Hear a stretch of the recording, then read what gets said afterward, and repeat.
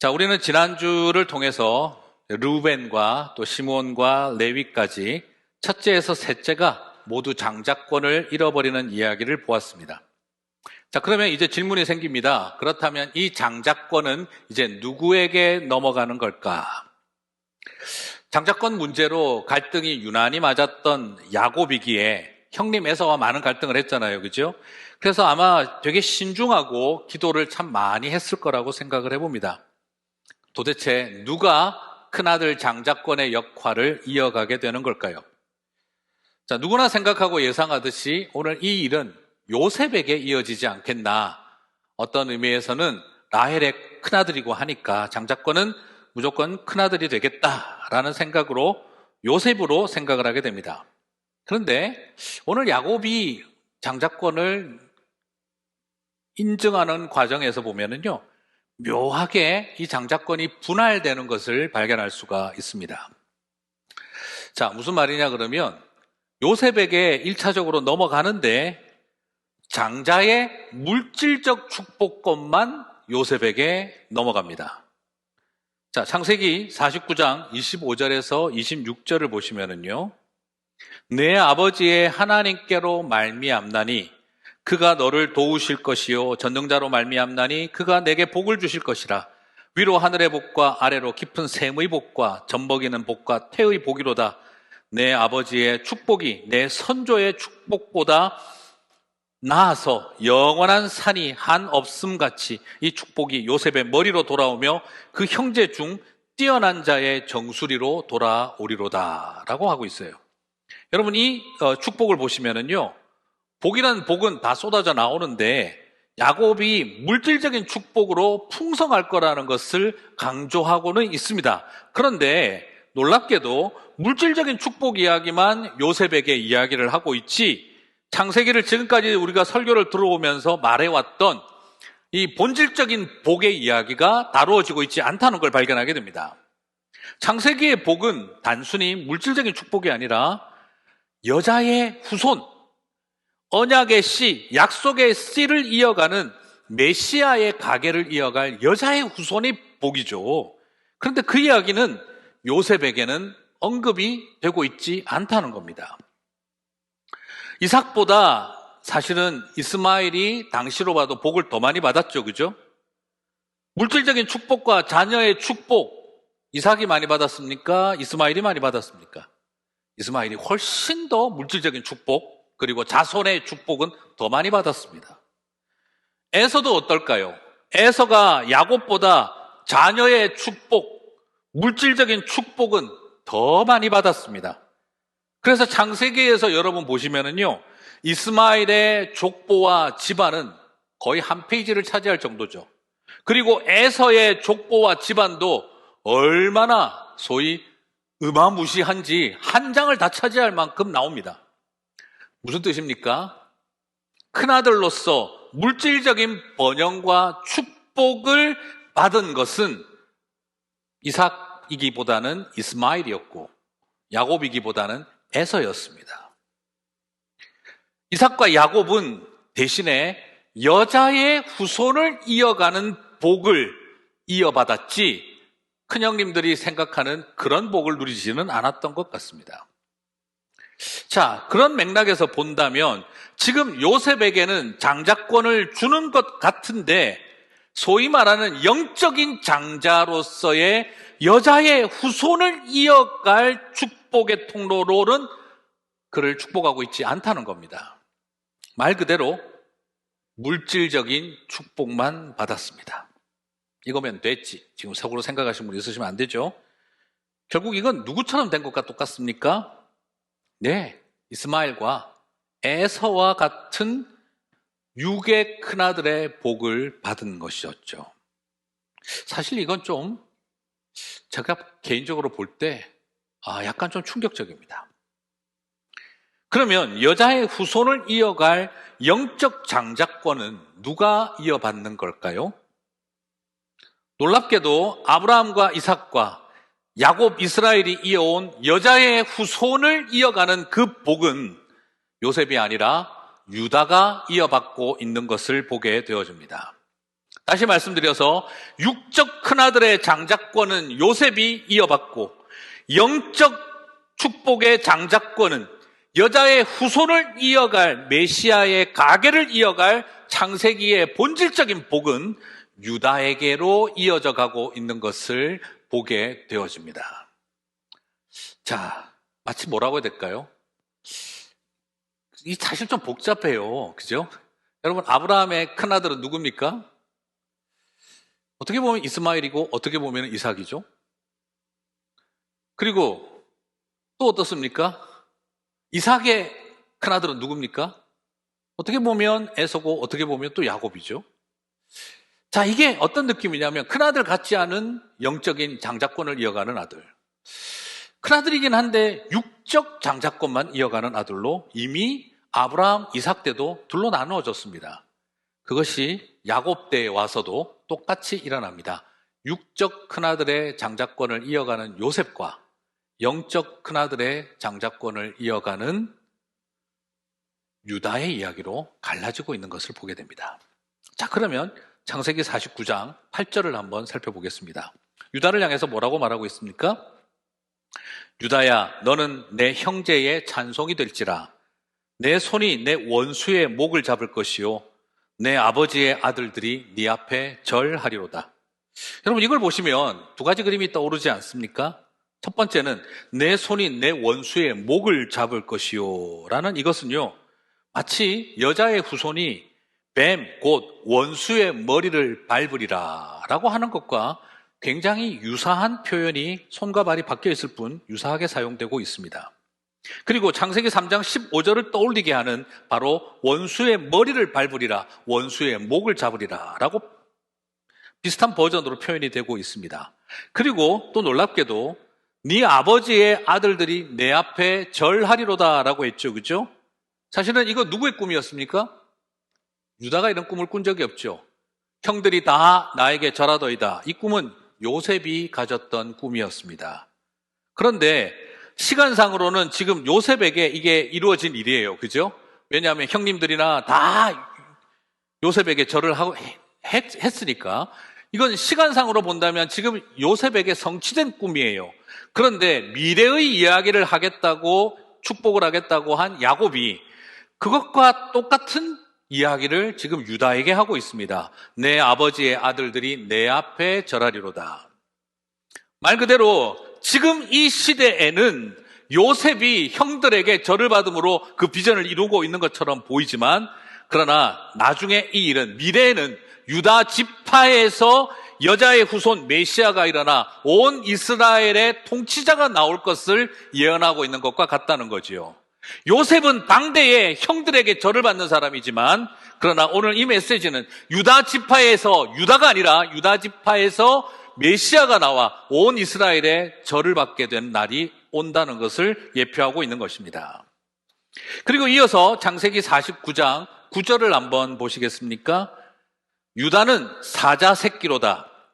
내 아들아, 너는 움킨 것을 찢고 올라갔도다. 그가 엎드리고 웅크림이 숫사자 같고 암사자 같으니 누가 그를 범할 수 있으랴. 여러분, 이게 당대에 일어날 일은 아닙니다. 이 또한 유다가 사자처럼 어느 누구도 범하지 못할 자가 될 거라는 당대의 이야기가 아닙니다. 시간상으로. 이것은 나중에 유다 지파에서 사자와 같은, 범할 수 없는 사자와 같은 바로 그분의 탄생을, 예수님의 오심을 예언하고 있는 것이죠. 이게 그러면 왜 중요하냐? 계시록 5장 5절이 증명하고 있습니다. 계시록 5장 5절을 볼까요? 장로 중에 한 사람이 내게 말하되 울지 말라.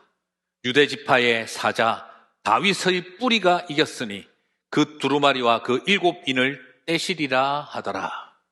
마지막 때에 그 7인으로 봉해진 두루마리 계시를 뗄 분이 있는데 그분은 바로 유다 지파의 사자 다윗의 뿌리. 누굽니까 이게? 유다 지파의 사자이며 다윗의 뿌리, 예수님을 말하죠. 그 예수님이 바로 7 두루마리의 인을 뗄 것이다 라고 말합니다. 이렇게 말해놓고 난 다음 계시록 5장 5절에서 이렇게 말하고 7절에서는 뭐라고 또 말하냐 그러면 어린 양이 두루마리를 가지고 가서 말씀을 전해줄 거라고 이야기합니다. 그래서 예수님을 똑같은 표현하고 있는 거죠. 5절에서는 사자로, 그리고 7절에서는 어린 양으로. 그래서 예수님에 대한 모델은 바로 사자와 어린 양이라고 하는 이 두 가지 면을 가지고 한 분 예수님을 묘사하는 것과 같습니다.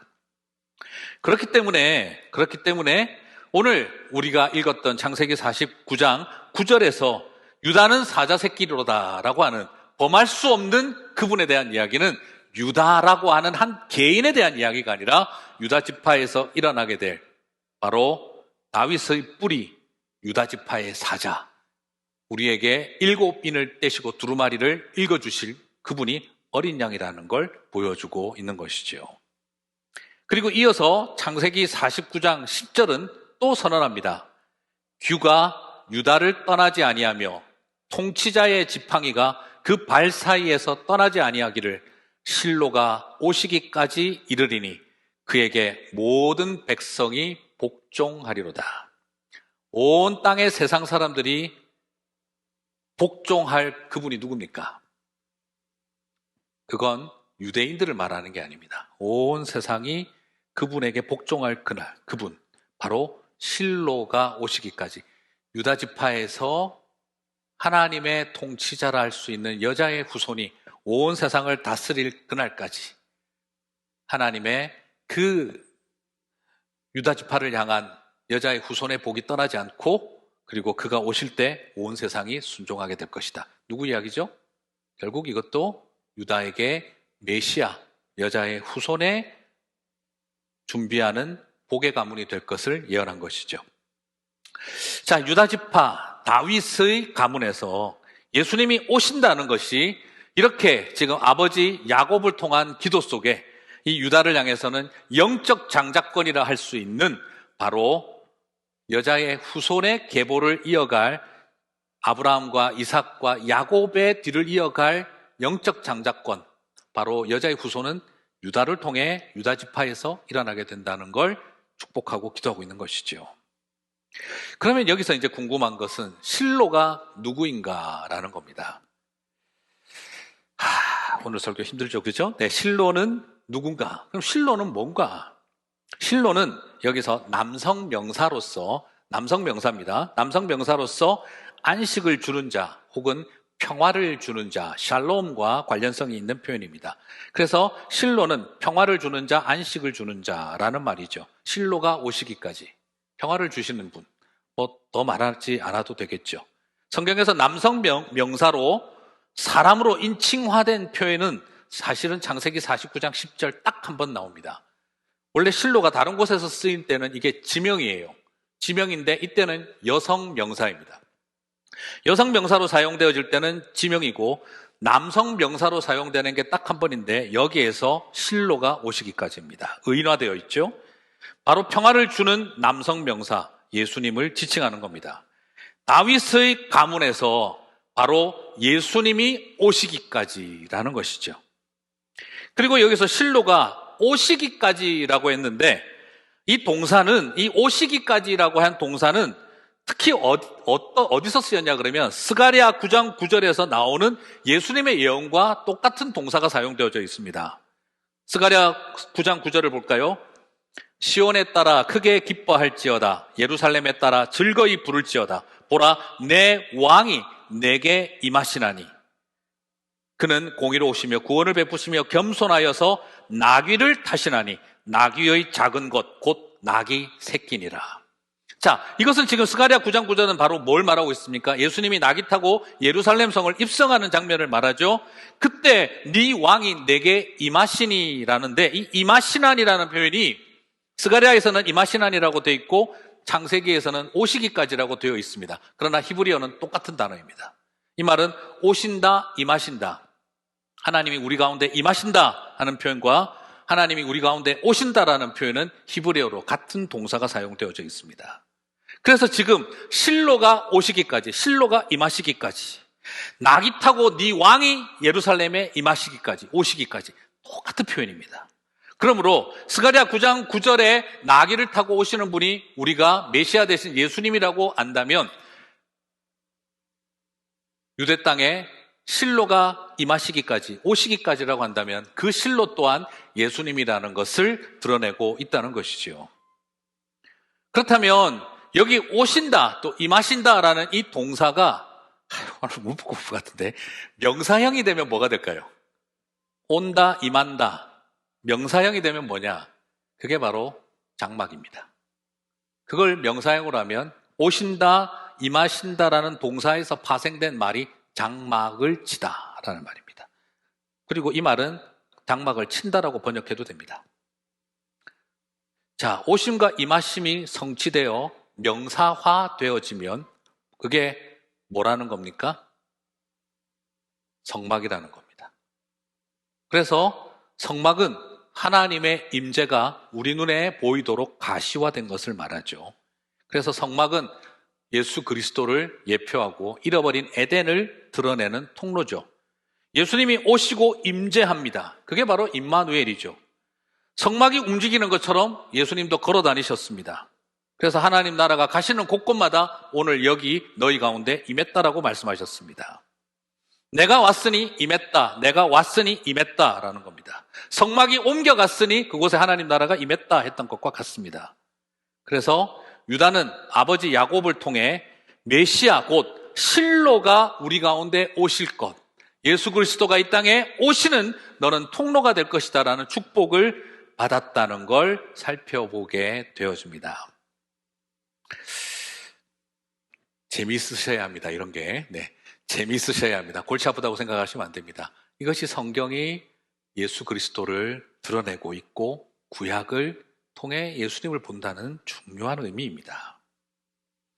자, 그러면 이와 관련되어져서 생각할 것이 하나 더 있는데 기왕 골치 아픈 거 조금만 더 골치 아프십시다. 실로가 아까 말씀드린 것처럼 남성 명사로 쓰이는 건 한 번인데 장소로 쓰일 때는 여성 명사라고 그랬죠. 그죠? 여기서도 굉장히 참 재미있는 신학적인 의미가 숨어 있습니다. 지명과 장소로서 실로는 여성 명사로서 구약에 많이 나타납니다. 실제로 그 예루살렘 북동쪽으로 올라가면 그 당시 요셉의 아들인 에브라임 지파 지역에 실로라는 도시가 있었습니다. 실로라고 하는 지역이 있었는데 그 실로는 어떤 곳이냐 그러면 하나님이 거하신 장소로 실로는 모세가 세운 성막을 가지고 들어와서 뒀던 기브온 산당이라고 하는 그곳이 있던 곳이 바로 실로라는 지역이었습니다. 그래서 실로에 가면 뭐가 있다고요? 예, 오래된 모세가 만들었던 성막이 있었던 곳이 실로였습니다. 그런데 이게 왜 중요하냐 그러면 이 실로가 등장할 때마다 하나님이 거하셨던 임하셨던 장막이 있던 실로라는 말이 나올 때마다 구약 성경에서 이 실로는 없어지고 바뀌어야 될 것으로 항상 설명이 된다는 거예요. 자, 예레미야 7장 12절을 보겠습니다.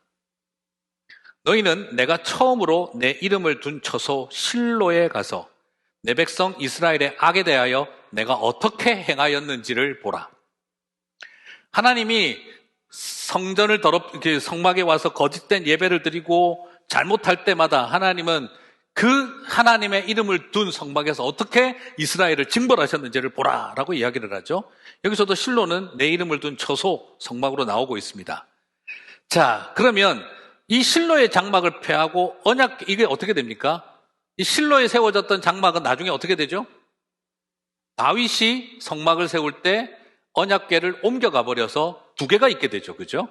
실로에 있는 모세가 만든 성막에는 하나님의 임재를 상징하는 언약궤가 없습니다. 그런데 다윗이 세운 성막에는 그 언약궤가 이동해서 있었죠. 그리고 나중에 그 다윗의 성막을 어떻게 됩니까? 솔로몬이 성전으로 바꾸죠. 예루살렘에. 그랬었을 때 이 실로의 산당은 이제 폐하게 되어집니다. 그 점을 볼까요? 시편 78편 59절에서 60절을 보겠습니다. 59절을 60절. 하나님이 들으시고 분내어 이스라엘을 크게 미워하사 사람 가운데 세우신 장막 곧 실로의 성막을 떠나시고. 자, 무슨 말입니까? 실로에 있던 구성막을 버리시고 떠나셨다라는 것을 시편에서 시인이 노래하고 있습니다. 다윗이 노래하고 있습니다. 그리고 이것은 다윗의 성막을 세우고 임재하는 이야기로 다시 이어집니다. 시편 78편 60절에서는 하나님이 그 실로의 성막을 떠났다고 하고 67절, 68절, 70절을 보겠습니다. 이렇게 표현합니다. 또 요셉의 장막을 버리시며 에브라임 지파를 택하지 아니하시고, 실로가 에브라임 땅에 있었다 그랬죠.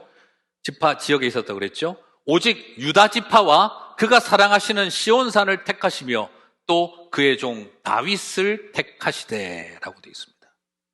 자, 실로와 관련되어서 성막을 떠나고 새 성막과 성전으로 옮겨가며 다윗의 통치가 실현되는 것을 우리는 지금 시편을 통해서 보고 있습니다. 자, 눈치 빠르신 분들은 지금 벌써 감이 잡힐 겁니다. 구성막을 떠나 새 성전에 하나님이 거하시고 임하시는 장소가 바뀝니다. 그리고 그 성전은 구실로의 요셉의 장막 에브라임에 있던 그것은 패하게 하십니다. 지금 이것은 뭘 이야기하는 걸까요? 에브라임의 곧 요셉의 장자권이 아닌 유다의 영적 장자권이 다윗을 통해 이어지는 것을 보여주고 있는 것처럼 이건 결국 예수 그리스도를 통해 일어날 일을 미리 보여주고 있는 것과 같습니다. 어디서 이것을 볼 수 있을까요? 예수님이 말씀하십니다. 요한복음 2장 19절. 예수께서 대답하여 이르시되 너희가 이 성전을 헐라 내가 사흘 동안에 일으키리라. 뭘 헐으라고요? 네. 구성막을 실로의 거처를 패하고 다시 시온산을 택하여 다윗을 택하여 하나님의 성막을 새로 세우신 것처럼 예수님은 이 모습 그대로 다시 오셔서 저 성전을 헐라 내가 사흘 동안에 다시 일으키리라. 뭐죠? 실로가 실로를 일으키는 것을, 실로를 패하고 여성 명사로서의 실로를 패하고 이제 그곳에서 예수님은 남성 명사로서 실로를 일으키시겠다는 겁니다. 참고로 아시죠? 아까도 말씀드린 것처럼 성전은 그리고 예루살렘은 여성형 명사로 사용되고 있습니다. 예수님께서 요한복음 2장 19절에서 그 말을 할 때 유대인들은 펄쩍 뛰었습니다. 신성 모독이다. 하지만 이미 구약은 이런 일이 일어날 것을 미리 예표하고 있었습니다. 시편도 그랬고 예레미야도 그랬고 구성막과 구성전을 떠나시는 하나님을 계속해서 예언해왔던 것을 기억합니다. 그렇다고 한다면 새로운 성막을 세우시던 것처럼 이제는 새로운 하나님의 언약 공동체, 교회를 세우신다는 것을 우리는 여기서 볼 수가 있습니다. 이 모든 것이 예수 그리스도를 통해 성전을 허물고 다시 세우심으로 예수 그리스도가 성전이신 예수 그리스도가 다시 우리 가운데 임하신 것을 보여주었고 그리고 그것을 통해 성전의 시대가 아닌 교회의 시대를 열어가고 있는 걸 보게 되는 것이죠. 그래서 우리는 지금 알고 있습니다. 실로가 오셨고 그리고 우리는 다시 오실 실로를 기다리고 있는 것이죠. 그래서 남성 명사 실로가 오시길 기다리며 신부된 교회인 우리는 여성 명사 실로로서 그분을 기다리는 것이 되는 것입니다. 지금 이 분위기가 실로 어렵도다 하는 이런 분위기 같아요. 그게 아니라 실로 은혜로다 하는 분위기가 되었으면 참 좋겠습니다. 자, 언뜻 창세기 49장을 보면 여러분 요셉의 축복이 참 부럽고 그 두 아들 에브라임과 므낫세까지 따로 받았으니 이 집은 뭐 축복이 따블로 가는 듯한 느낌입니다. 많이 부럽습니다. 그래서 우리 이 찬양 부르면 얼마나 좋을까요? 너는 담장 너머로 뻗은 나무, 그 가지가 뻗어가고 축복이 넘치고 요셉의 복을 받으면 최고일 것 같아요. 하지만 구약은 에브라임과 요셉의 장막을 하나님이 떠나겠다고 하셨습니다. 그리고 실로의 장막을 폐하라고 하셨습니다. 오히려 예수 그리스도 메시아의 복을 붙든 것이 참된 축복이라는 것을 우리들에게 보여주고 있습니다. 여러분은 물질의 축복으로 가득한 요셉의 장자권이 아니라고 해서 우리 성도 여러분 너무 섭섭해하지 마시기 바랍니다. 예수 그리스도를 예비하고 준비하는 그 실로가 오시기까지 이제는 다시 오시기까지 우리가 여자의 후손의 언약을 붙들고 살아가는 육적 이스라엘이 아닌 영적 이스라엘 유다 지파의 길을 가면 얼마나 좋을까요? 마음으로야 물론 그렇죠. 요셉의 장자권도 누리고 유다의 장자권도 누리면 제일 좋겠죠. 하지만 사랑하는 성도 여러분, 그냥 그렇게 생각하지 말고 이스마엘이라고 생각하고 에서라고 생각하면 그 거대한 족보 남기는 거 하나로 만족하는 우리 그 길은 갈 수 없는 것 아니겠습니까? 우리는 이삭으로 가는 것, 야곱으로 가는 것, 유다로 가는 그 길을 기뻐하고 감사하면 좋겠다 싶습니다. 야곱이 유다를 향해 담아준 축복, 그것이 바로 진정한 창세기의 처음 1장부터 있었던 복을 끝까지 이어가도록 유다에게 맡기고 있습니다. 창세기는 육적 축복으로 흘러가 버리지 않고 끝까지 하나님이 우리에게 원래 주시고자 했던 그 복을 이어갈 사람을 유다를 마지막으로 준비시키고 있는 것을 보게 됩니다. 그래서 유다 지파에서 사자와 어린 양이신 예수 그리스도가 다윗의 가문에서 자손으로 나오셨던 것을 보게 되는 것이죠. 그러므로 오늘 우리는 이런 마음을 가졌으면 합니다. 예수님 덕에 복 받으려고 하지 말고 예수님이 복 그 자체이신 것을 알며 살아가는 일입니다. 성도 여러분, 저는 이런 당당함을 여러분이 우리 모두가 누리시게 되기를 축복합니다. 팬데믹을 겪으면서 우리가 참 많이 초라해집니다. 그죠? 어떠세요? 가끔 어떤 분 그런 이야기도 하시더라고요. 꼭 나는 내 인생의 장기판에 졸 같습니다 하는 이야기도 하시고 영화판에 엑스트라 같다라고 말하시는 분들도 있습니다. 좀 극단적인 이야기라서 죄송하지만 여러분, 졸처럼 여겨지고 엑스트라 같이 여겨질 때에도 우리에게 허락한 영적 장자권이 있음을 바라보면서 우리 정말 감사할 수 있을까요? 저는 요셉의 축복 좀 못 누려도 야곱의 이 여자의 후손에 대한 축복을 누릴 수 있다면 우리가 감사할 수 있는 믿음의 여정이 되었으면 참 좋겠다 싶습니다. 얼마 전에 영화 베테랑을 보았는데 재벌 3세 앞에서 베테랑 형사를 역을 맡았던 황정민 씨가 이런 말을 하더라고요. 우리가 돈이 없지 가오가 없냐. 참 인상적인 말이었습니다. 사랑하는 성도 여러분, 힘듭니다. 돈이 없어도 예수님 한 분으로 감사할 수 있는 믿음의 자존심이 아니라 믿음의 자존감이 넘쳤으면 좋겠습니다. 우리 모두 당당하십시다. 영적 장자권으로도 충분합니다. 예수면 충분합니다. 그것으로 살아내는 저와 여러분 되시기를 주님의 이름으로 축복합니다.